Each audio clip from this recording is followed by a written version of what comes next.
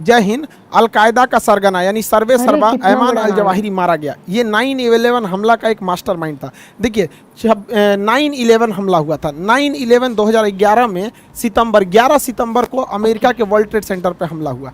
देखिए जब अमेरिकन भाषा लिखते हैं ना तो उससे थोड़ा पहले महीना लिख देता है सब, अब बाद में तारीख लिखता है सब। तो जैसे ये 9 जो लिख रहा है ना, ये महीना है, सितंबर महीना, अभी अगस्त 8वां चल रहा है, सितंबर 9 आएगा, तो सितंबर पहले लिखता है। तो 9 सितंबर 2001 को सितंबर। हमला हुआ था। और हम लोग पहले तारीख लिखते हैं, जैसे हमारे यहाँ हुआ था 26/11 यानी 26 नवंबर, तो हम लोग वो पहले महीना डेट लिखते लिखते हैं, उसके बाद महीना लिखते हैं। आई सीबीएसई वाला जो है सब ना, पहले महीने में लिख देता है सब, उसके बाद डेट लिखता है सब। तो ओसामा बिन लादेन ने वर्ल्ड ट्रेड सेंटर पे धमाका से उड़ा दिया था। उसके बाद से तो अमेरिका इनको खोज रहा था और 10 साल बाद मार के गिराया। 2001 में इसने हमला किया और 2011 में अमेरिका ने एबटाबाद से मार के ओसामा बिन लादेन को गिरा दिया यहाँ पर 2 मई 2011 को, यानी 10 साल बाद अमेरिका ने ओसामा बिन लादेन का बदला ले लिया था। इस बदले में जो एबटाबाद मारा गया था वो भारत की सीमा से महज 25 से 30 किलोमीटर था। पाकिस्तान के एबटाबाद में उसे मारा गया था। इस ऑपरेशन को अमेरिका के सील कमांडो ने, नेवी के सील कमांडो ने इस ऑपरेशन को कंप्लीट किया था। लेकिन इस हमले का जो मेन मास्टरमाइंड था ओसामा बिन लादेन तो फेस था, जबकि पूरा बैकग्राउंड पूरी संभालता था ऐमान अल जवाहिरी। ये पेशे से एक डॉक्टर था, ओसामा बिन लादेन इंजीनियर था। तो ये सब पढ़े लिखे थे सब, पता नहीं कैसे इधर चला आया सब यहाँ तभी तो पर। इतने हम लोग के यहाँ तो छोट मोट successful हुए। गुंडा तबाही मचा देता है सब, देखते हैं विकास दुबे वगैरह, ये जो इंटरनेशनल है सब, ये भयानक भयानक मारता है सब, होलसेल में उड़ाता है सब। तो ओसामा बिन लादेन एक फेस वैल्यू था अलकायदा का, जबकि सारा अंदर का ऑपरेशन ऐमान अल जवाहिरी देख रहा था। तो 2011 में जैसे ओसामा बिन लादेन मारा गया, तो अगला जो पूरा इसका सुप्रीम कमांडर, जिसे ये लोग कहते हैं सरगना, वो ऐमान अल जवाहिरी बना। ऐमान अल जवाहिरी को मारने के लिए अमेरिका पहले बहुत बार जवाहिरी, किया, तो कई बार AI इसके जवाहिरी नहीं, अल प्रयास जवाहिरी असफल है। रहे। तो इसकी टोटल जिम्मेदारी CIA को सौंप दिया गया। ऐमान अल जवाहिरी की रेकी CIA कर रही थी। इसे फरवरी में ही इनपुट मिल गया था कि Ayman al Zawahiri Haqqani group के साथ मिलकर काबुल में शिफ्ट हो गया है। तो इसने काबुल के आसपास के घरों की रेकी करने चालू किया। इसने क्या किया, CIA ने महिलाओं को भर्ती किया और वहाँ की महिलाओं को उस एरिया की रेकी करने के लिए दिया गया। तो काबुल के एक बिल्डिंग में पाया गया कि यहाँ ऐमान अल जवाहिरी जैसा दिखने वाला कोई व्यक्ति आता है खिड़की पर। तो यहाँ से कुछ दूरी पर ड्रोन कैमरास को फिट किए गए और सैटेलाइट इमेजिंग ड्रोन से फिगर लाया गया, जिससे ये पता चल गया कि ऐमान अल जवाहिरी अक्सर इस बालकनी में आता है और ये कंफर्म हो गया कि अल जवाहिरी है। तो इसको जो बाइडेन ने परमिशन दिया और संडे के दिन ऐमान अल जवाहिरी को ड्रोन से एक मिसाइल अटैक किया गया, जो सीधे इसके छाती पे घुस गया और ब्लास्ट कर गया। इस ड्रोन के ब्लास्ट में किसी की जान नहीं गई, केवल ऐमान अल जवाहिरी मरा। और देखिए अगल बगल की बिल्डिंग को भी ज़्यादा लॉस नहीं हुआ है, केवल वो रेलिंग गया है। इसको मारा गया था रीपर मिसाइल से, रीपर ड्रोन से। ये रीपर ड्रोन एक हमलावर ड्रोन है, एक बहुत लंबे समय तक इंडोरेंस कर सकता है हवा में। इसमें हेल फायर मिसाइल लगाई गई थी। इस हेल फायर मिसाइल की खासियत है कि आगे वाले भाग में इसमें गाइडेंस सिस्टम है और पीछे वाले भाग में फ्रेगमेंटेशन है। मतलब इस फ्रेगमेंटेशन मतलब ये नोकीले नोकीले इसमें धातु के रॉड होते हैं जो सीधे किसी के व्यक्ति के अंदर घुस सकते हैं। और इसे मारा गया जब, तो ये सीधा यहाँ पे ऐमान अल जवाहिरी खड़ा था, सीधे आके एकदम छाती पे घुस गया, किसी को पता भी नहीं चला। ये ब्लास्ट नहीं होता है बल्कि धारदार चाकू की तरह शरीर के अंदर घुस जाता है और ऐमान अल जवाहिरी की वहीं पर मृत्यु हो गई। इस मृत्यु के बाद सारे आतंकवादी एक हो गए सब, अलकायदा, तालिबान और पाकिस्तान में पन रहे जो पाकिस्तान का तालिबान है, तहरीके तालिबान पाकिस्तान जो है, TTP जो है, वो सब एक हो गए। और इन तीनों को ये लगने लगा है कि इस हमले में पाकिस्तान ने इसका साथ दिया है और कहीं ना कहीं पाकिस्तान भी सॉफ्ट हुआ है आतंकवाद के मुद्दे पर। अमेरिका जिस तरह से कहता है आतंकवादियों को, पाकिस्तान अब उस तरह से दबाने लगा है क्योंकि इनके पास भिखमंगे हो गए, पैसे नहीं है यहाँ पर। तो अब ये तीनों मिलकर इनसे दुश्मनी कर लिया। अब इन चोट्टों को समझ में आ रहा है कि सांप पालेंगे तो एक दिन तुम्ही को काटेगा यहाँ पर। अब क्या हुआ है कि अमेरिका यहाँ पर, इसी बीच बलूचिस्तान पाकिस्तान के लिए सबसे बड़ा सरदर्द बना हुआ है। बलूचिस्तान 2030 में बलूचिस्तान टूट के अलग होगा। पहला विभाजन पाकिस्तान का हुआ बना जब 1947 में, 1971 में यहाँ हुआ, 2030 में यहाँ हो गया। बलूचिस्तान में बाढ़ आया हुआ था और बलूचिस्तान में यहाँ से आर्मी के टॉप कमांडर्स का हेलीकॉप्टर जा रहा था। तो ऐसा कहा जा रहा है कि इसके ऊपर भी वहाँ बलूचिस्तान रिबल्स ने हमला किया था। इस हमले कहिए या दुर्घटना कहिए, इसमें यह पूरा का पूरा हेलीकॉप्टर क्रैश कर गया और उसमें टॉप लेवल के अधिकारी थे। लेफ्टिनेंट जनरल सरफराज अली ये अगले सेना प्रमुख होने वाले थे और इमरान खान के काफ़ी करीबी थे। हमारा चचवा तो ऐसे ही गया, सोच रहा उसका करीबी मारा गया। दूसरा ब्रिगेडियर अमजद हनीफ, ये ब्रिगेडियर रैंक के थे। ब्रिगेडियर खालिद, ये इतने बड़े बड़े अधिकारी थे। मेजर अहमद, मेजर मन्नान, ये इतने बड़े बड़े अधिकारी इसमें मारे गए हैं यहाँ पे। तो ऐसा कहा जा रहा है कि ये दुर्घटना भी हो सकता है और साथ में ये भी हो सकता है कि बलूचिस्तान रेबल्स ने यह किया है। देखिए पाकिस्तान अलकायदा के मारे जाने से यहाँ पे एक बलूचिस्तान रिबल आतंकवादी मतलब उग्रवादी पहले से अलगाववादी हैं। यहाँ तहरीके तालिबान है जो पाकिस्तान को कहता है कि जिस तरह तालिबान ने अफगानिस्तान को कब्जा किया हम पूरे पाकिस्तान को कब्जा करेंगे। यहाँ अलकायदा मराया है वो ऐसे ही भड़का हुआ है पाकिस्तान के ऊपर, और तालिबान का बॉर्डर डिस्प्यूट चल रहा है। अब सारे आतंकवादियों की वजह से पाकिस्तान क्या हो चुका है, पीस गया है, और बहुत जल्दी अब उसका यह वाला एरिया बलूचिस्तान हाथ से जाने वाला है। इसको समझिए कैसे। देखिए पाकिस्तान के पास पैसे की कमी थी तो पाकिस्तान बहुत बार अमेरिका से कहा, अमेरिका ने तो फोन भी नहीं किया पाकिस्तानियों को यहाँ पर। तो वहाँ के जो सेना प्रमुख थे उन्होंने जो बाइडेन से डायरेक्ट कहा कि हम आतंकवाद के खात्मे में आपकी मदद करेंगे, लेकिन प्लीज़ आप आईएमएफ को कहिए कि वो इन्हें लोन प्रोवाइड करे। तो आईएमएफ कुछ हद तक विचार कर रहा है लोन का, इसलिए ये आशंका जताई जा रही है कि पाकिस्तान ने भी इसमें बहुत हेल्प किया होगा अमेरिका का यहाँ पर। अब पाकिस्तान के पास पैसे है नहीं, पाकिस्तान का जो फॉरेन एक्सचेंज है, इनके पास कुल विदेशी मुद्रा भंडार एकदम गिर चुका है, $8 बिलियन का है। इन चोटों के पास $8 बिलियन का विदेशी मुद्रा भंडार है और कर्जा इनके पास $250 बिलियन का। ये चोटा किस यूनिवर्सिटी में इकोनॉमिक्स पढ़े हैं सब हमको नहीं समझ में आ रहा है। औकात है 8 बिलियन की, पैसा लिए हैं $250 बिलियन की, और इनका 1 रुपया, पाकिस्तान का 1 रुपया, जो पाकिस्तान का जो रुपया है इतना नीचे गिर गया है कि $1 240 रुपया पहुंच चुका है। तो अब इतना महंगाई अभी हमारे यहाँ देखिए, हमारे यहाँ $1 69 से 80 रुपये के बीच में, 80 राउंड द फिगर, 80 से थोड़ा बहुत आगे पीछे की ओर जा रहा है। और यहाँ देख रहे हैं 3 गुना भयानक, तो हमसे 3 गुना महंगाई में जा रहा है यहाँ पे। जबकि आबादी देखिए कितना कम है, उत्तर प्रदेश बराबर आबादी है, ये छोटा सबसे छोटा इतनी चुकी आबादी को नहीं संभाल पा रहा है, क्या कहेगा सब इसको। तो खैर अमेरिका कुछ हद तक मदद कर रहा है, लेकिन जैसे अमेरिका मदद करेगा आतंकवादी इनके ऊपर चढ़ जाएंगे सबकी ससुरा, तूने हमको क्या कर दिया, मरवा दिया। अब इनके पास पैसे नहीं है, अब ये जाएंगे कहाँ पे, अपनी जनता को भूखे मरने तो छोड़ेगा नहीं कोई भी देश, तो लोन भी चुकाना है। तब ये गए लोग लोन मांगने कहाँ पे, चाइना के पास। कहें लोग कि भैया हमको लोन दे दो। आखिर ये लोग तो अल्टीमेटली चाइना के ही रखेल हैं ये लोग, तो लोन मांगने वहाँ गए, लेकिन हो गया यहाँ खेला। चाइना के पास अभी भयंकर बवाल चल रहा है। चाइना ने पूरी दुनिया में घूम घूम लोन बांटा था, श्रीलंका में बांटा, अफ्रीका में बांटा, बांग्लादेश में बांटा, म्यांमार में बांटा, और सारे देश लोन चुका नहीं पाए। अब चाइना के बैंकों के पास पैसा हो गया खत्म, और जो लोग चाइना के बैंकों में पैसा रखे थे वो लोग गए मांगने कि हमारा पैसा दो, तो बैंक कर रहा आपका पैसा तो श्रीलंका को दिए थे डूब गया, आपका पैसा माली को दिए थे डूब गया, आपका बांग्लादेश को दिए थे डूब गया, म्यांमार को दिए थे डूब गया। अब वहाँ के लोग भयानक सड़कों पे उतर गए कि चोट्टा हमारा पैसा तुम डुबा दिए यहाँ पे।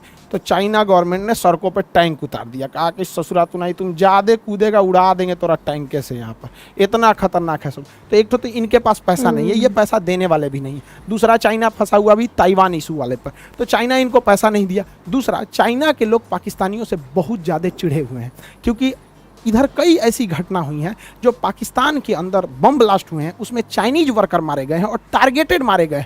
दासू डैम में मारे गए थे, उसके बाद चाइनीज सब AK-47 लेके ड्यूटी करता था, बस से जो जा रहे थे उस बस को जला दिया गया, चाइनीज जिंदा जल गए वहाँ पे। तो डर के मारे चाइनीज ऐसे लाइन लगा के भागने लगे वहाँ पर, कराची एयरपोर्ट से भाग गए। सोच कहाँ रहेंगे हम चाइना में। तो चाइना पाकिस्तान के ऊपर लोन तो दिया नहीं, कर्जा माफ़ किया नहीं, उल्टे लगा दिया $11.6 मिलियन का फाइन कि दे चट्टा कहीं का, हमारे नागरिक मरे हैं, सुरक्षा दो नहीं तो इतना पैसा दो यहाँ पर। तो पाकिस्तान के पास तो था नहीं, गरीबी में आटा गीला हो गया। पाकिस्तान को हर हाल में अपना कर्ज हटाना पड़ेगा वरना पाकिस्तान दिवालिया हो जाएगा। इसके लिए पाकिस्तान के संसद ने एक ऐसा विधेयक पास कर दिया कि पाकिस्तान अपने किसी भी एसेट्स को, जैसे हाईवे हो गया, एयरपोर्ट हो गया या फिर बंदरगाह हो गया, इसे विदेशी को बेच सकते हैं, और इसके खिलाफ कोई भी व्यक्ति सुप्रीम कोर्ट में नहीं जाएगा।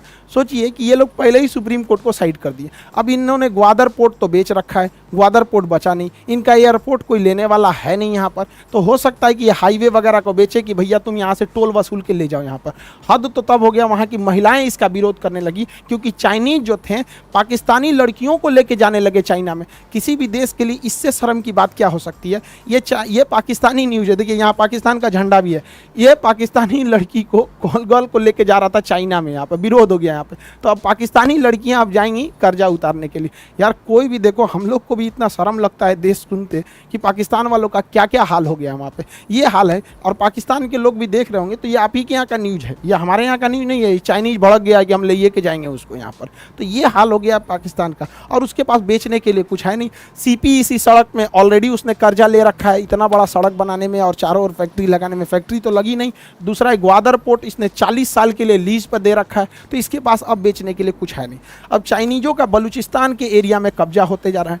बलूचिस्तान खनिज संपदा से बहुत भरा हुआ है और बलूचिस्तान के खनिज को चाइना निकाल रहा है और यहाँ बलोच वाले मिल के उसको मार रहे हैं। बलोचों का कहना है कि ससुरा हमको अलग करो, जब तुम हमारे साथ भेदभाव करते हो तो हमको अलग करो। देखिए, पाकिस्तान की समस्या समझिए, कोई भी देश को एजुकेशन बहुत ज़रूरी है और ना उस देश के अंदर जाहिलियत भर जाएगी।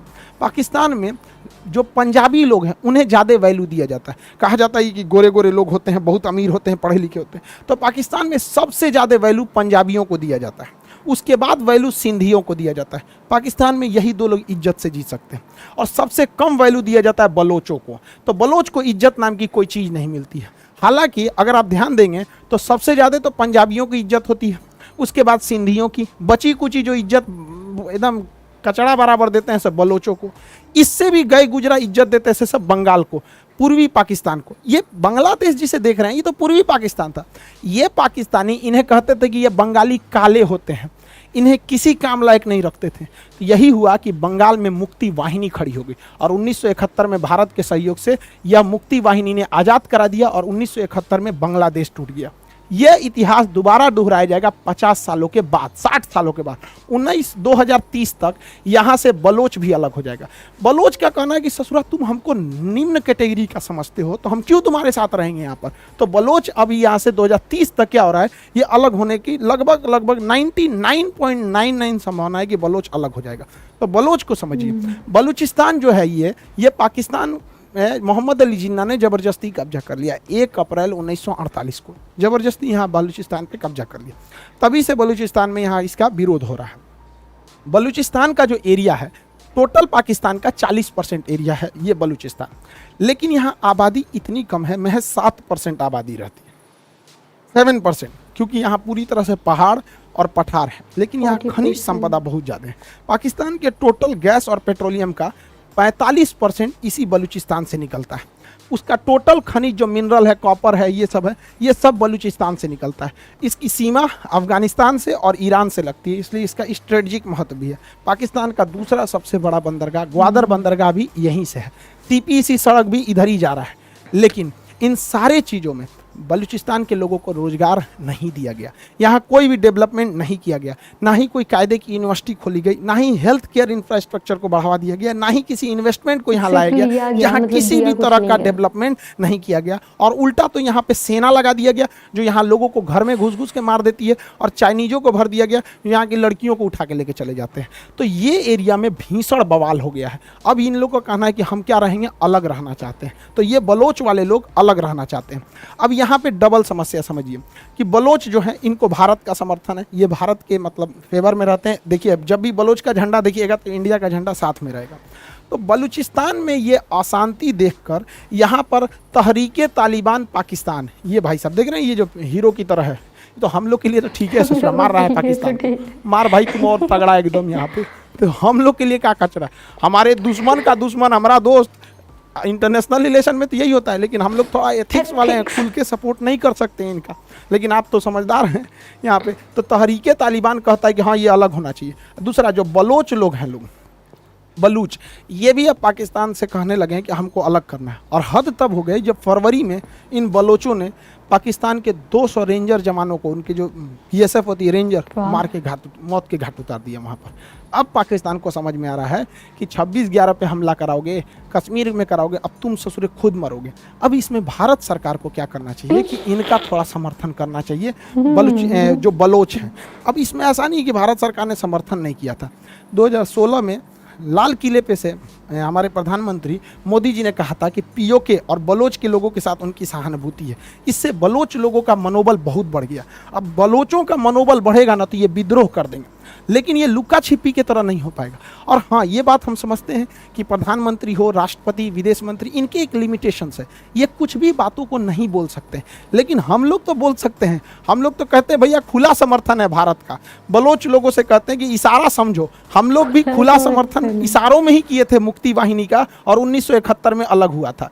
तो जितने बलोच भाई लोग हैं, आप आगे बढ़ो, हम आपके पीछे अइबे करेंगे, हमारा विक्रांत पीछे से आएगा, सब आएगा यहाँ, बस एक बार आगे बढ़िए।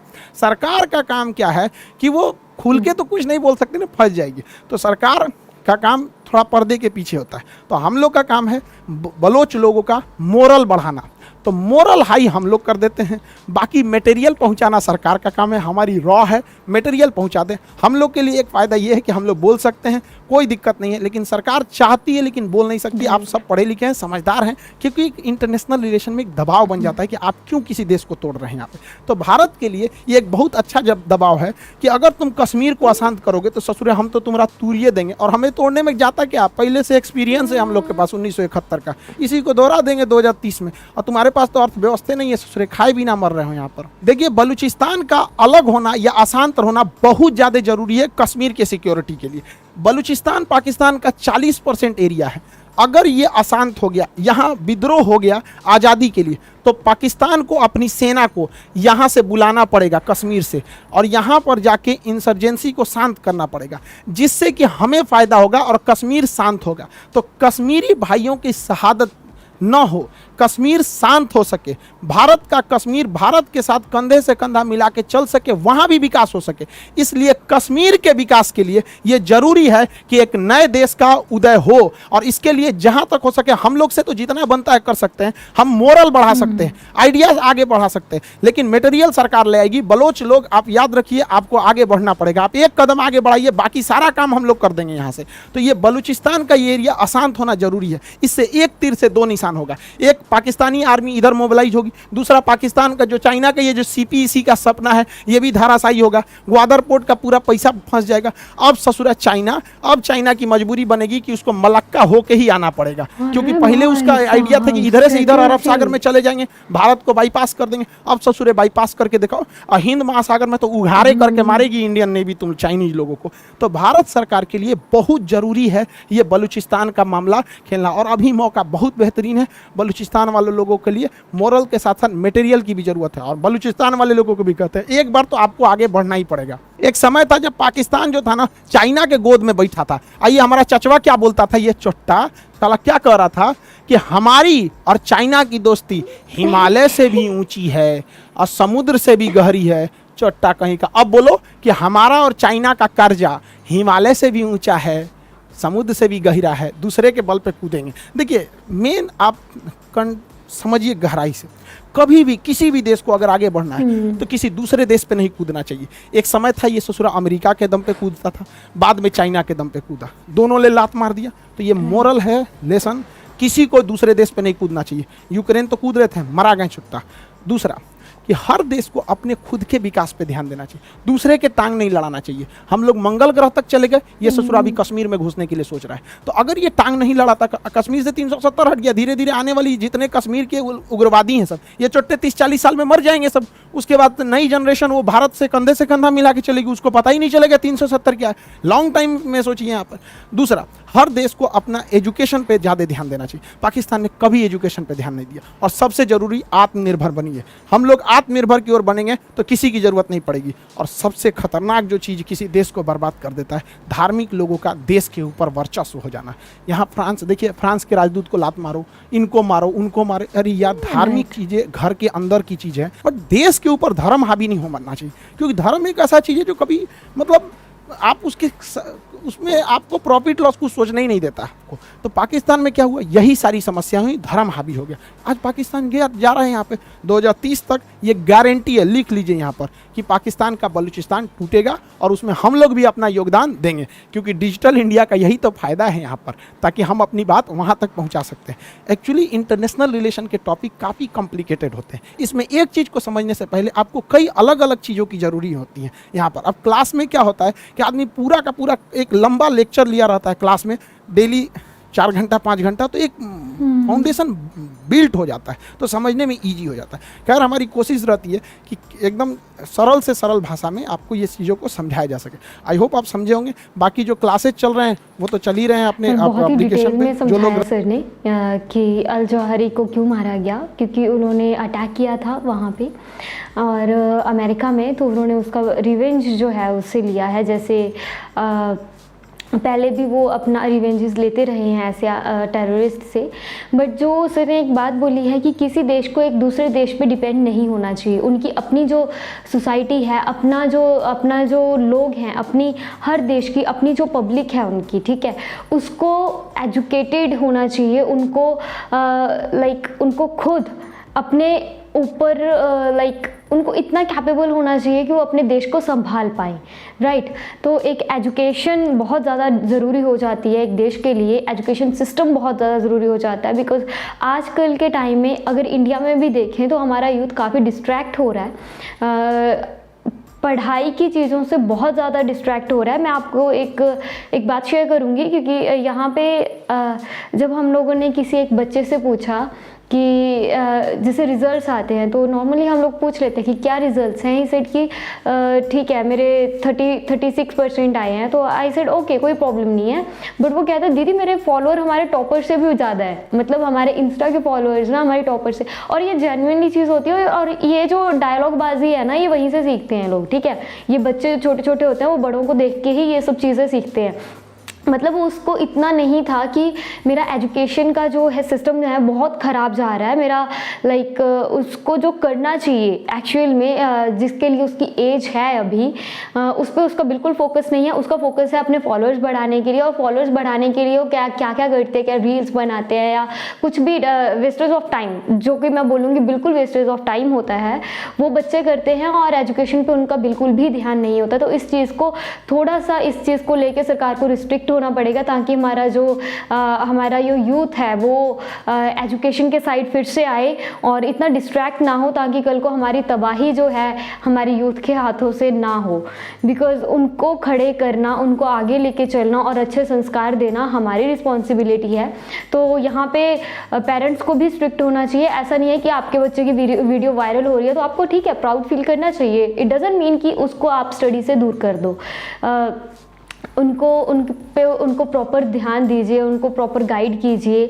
और पंजाब में तो ये चीज़ें बहुत ज़्यादा चल रही हैं, बिकॉज लोग कनाडा ऑस्ट्रेलिया जा रहे हैं। वहाँ पे जाके 12th के बाद नॉर्मली बच्चा आइल्स करके बाहर चले जाता है, वहाँ पे जाके दिहाड़ी ज़्यादातर क्या बोलते हैं कि एजुकेशन के नाम पे जाता है। तो एजुकेशन तो कितनी सी वो लोग लेते हैं, बट जो काम होता है वो ज़्यादातर ट्रक्स को चलाना। मैं ये नहीं बोलती कि कोई काम छोटा बड़ा होता है, बट ये जो चीज़ें हैं ना वो हमारी रियल एजुकेशन, जो हमारी लिटरेसी है इसको कम करते हैं हमारे देश की। क्योंकि अगर वो पढ़ाई नहीं करेंगे तो अल्टीमेटली यहाँ पे बहुत ज़्यादा लॉसेस होने वाले हैं हमारे देश को। और अगर देखिए लेबर हर कोई कर सकता है ज़रूरत पड़ने पे, बट एक माइंड होना कि इससे कुछ चीज़ें इनोवेट करना, कुछ बनाना, टेक्नोलॉजी में अपना माइंड सही से चलना, हमारे जो हेल्थ डिपार्टमेंट में लोग होने बहुत ज़्यादा ज़रूरी हैं। अगर पूरा यूथ ही इन चीज़ों की तरफ जाएगा तो देश को आगे कौन संभालेगा। तो इन चीज़ों से देश नहीं संभलेगा। और मैं समझ सकती हूँ कि वहाँ पे जाके कमाई करते हैं, एम्प्लॉयमेंट मिलता है, यहाँ पे नहीं मिलता है। बट फिर भी अगर आप थोड़ा सा स्ट्रगल करके 1-2 साल के लिए, 3 साल के लिए यहाँ पे स्टडी कीजिए, अपने ही देश में स्टडी कीजिए, जैसे तैसे निकालिए, और उसके बाद अपने आइडियाज़ लेके आइए इस देश को आगे बढ़ाने के लिए। बिकॉज हमारा जो फ्यूचर है वो हमारे हाथ में है। आज थोड़ा सा स्ट्रगल करेंगे तो कल हमारा देश बहुत ही सुंदर होगा। अगर आज ही हम लोग अपने देश को छोड़ के जाने लगे और अपनी जो सर्विसेज हैं वो दूसरे देश को दे रहे हैं आज, जिससे हम लोगों को सीखने को कुछ नहीं मिल रहा है, तो उससे हमारे देश का बहुत ज़्यादा नुकसान होगा इन फ्यूचर। ये मत समझिए कि दूसरा देश आपको ताउम्र आपको संभाल लेगा। जैसे अभी ये तो आप अपने बारे में सोच रहे हो, पाकिस्तान ने सोचा था कि चाइना उसको संभालेगा, तो अभी देखिए टाइम आने पे उसने उस पर पेनल्टी लगा दी, और अभी जो है उनसे लोन या कुछ भी हेल्प जो है चाइना बिल्कुल उसको साइड कर चुका है। तो टाइम आने पे ये देश जो अपना देश अपना होता है, अपनी धरती अपनी होती है, और इसके लिए प्लीज़ वफ़ादार रहिए। और ऐसा नहीं है कि मैं आपकी वफ़ादारी पे सवाल उठा रही हूँ, आप लॉयल नहीं हो अपने देश के लिए, बट इतना सा ज़रूर बोलूँगी कि अपने देश के बारे में भी ज़रूर सोचिए। सिर्फ पैसा सब कुछ नहीं होता है, और थोड़ा सा अपने आप को एक स्टेबल माइंडेड होके सोचिए और सीखिए, समझिए, चीज़ों को पढ़िए, ताकि आपको ज़्यादा से ज़्यादा नॉलेज आए और देश के लिए कुछ बेहतर बना पाओ, कुछ देश के लिए कुछ बेहतर कर पाओ हमारी आगे वाली जनरेशन के लिए। ऐसा नहीं है कि उनको सिर्फ रील्स बनाना सिखा दो या सिर्फ उनको, समझ रहे हो ना, लाइक हर वो चीज़ से दूर रखो जिससे टाइम वेस्ट हो रहा है। एजुकेशन के टाइम पे उनको स्टडी करने दीजिए, हमारी देश का जो है नाम रोशन करने दीजिए, उन लोगों को अच्छे संस्कार दीजिए। और बहुत सारी अजीब सी वीडियोस हैं जो हमें आजकल देखने को मिलती हैं, स्पेशली जो इंडिया में बनाई जाती हैं, बहुत अजीब वीडियोस हैं। और पाकिस्तान में भी लाइक ये चीज़ें बहुत ज़्यादा मशरूफ़ हैं, मतलब बहुत ज़्यादा वायरल होती हैं, बिकॉज़ करने को कुछ नहीं है, बट हमारे पास बहुत कुछ है। हमारे पास अभी टाइम है कि हम अपनी जनरेशन को, हमारे यूथ को संभाल सकते हैं, तो उसके लिए हमें कुछ करना चाहिए। देखिए, दूसरों से सीखिए कि वो डूब कैसे रहे हैं, है ना। ऐसा नहीं है कि उसके पीछे, अगर वो डूब रहे हैं तो उनके पीछे पीछे जाके खुद हम लोग जंप कर दे, ऐसा नहीं है। हमें बचना है उस चीज़ से, उससे सीखना है ताकि हमारा देश ना डूबे, हम अपने देश को बचा पाएँ।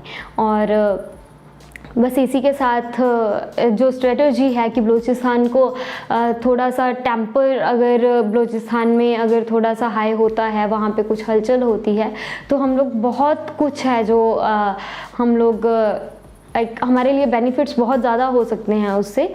और ठीक है, हम लोग बलूचिस्तान को तो ऑब्वियसली ऐसा नहीं कि हमारे बेनिफिट्स होंगे तभी बलूचिस्तान का हेल्प कर रहा है, तो बलूचिस्तान की हेल्प करनी वैसे भी अगर ह्यूमैनिटी के तौर पे देखें, इंसानियत के रूप में देखें, तो उनका बनता है।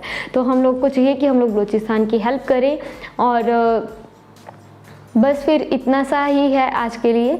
और जैसे कि धर्म को प्लीज़ ऊपर ना आने दें, और चाहे वो हिंदू, मुस्लिम या सिख, कुछ भी, कोई भी धर्म हो आपका, आप अपने धर्म को अपने देश के ऊपर आने के लिए बिल्कुल सपोर्ट नहीं करेंगे। ये प्रण जो है आपको 15 अगस्त तक लेना है। हो सके तो ये वीडियो देखने के बाद दीजिए, बिकॉज़ अपने देश को बचाने के लिए, जब देश को बचाने की बात आती है तो एक देश भगत ही उसको बचाता है, भगत सिंह उसको बचाता है, ना कि कोई धर्म उसको बचाता है। हर कोई साथ मिलता है, हर कोई साथ खड़े होकर अपने देश को बचाता है। वहाँ पे कोई हिंदू नहीं, मुस्लिम नहीं, सिख नहीं, हर किसी का जो, हर वो देशभक्त, हर वो आर्मी मैन जिसका खून बहता है, वो इंसान होता है और वो देश का रक्षक होता है। तो इसके लिए मैं यही कहूँगी कि धर्म को साइड पे रखिए। धर्म जो सिखाते हैं वो इंसानियत सिखाते हैं, धर्म लॉयल्टी सिखाता है, धर्म इंसानियत सिखाता है। उसके जो उसमें चीज़ें बोली गई हैं उस पे अमल कीजिए, ना कि अपने धर्म के लिए गलत काम कीजिए। तो अपने धर्मों को छोड़ के नहीं, धर्मों की सीख पे चलते हुए अपने देश का साथ दीजिए। तो चलिए, आज के लिए ये वीडियो में इतना ही। तो अगर आपको ये वीडियो अच्छा लगा हो तो like it, share it and don't forget to subscribe my channel. Bye bye.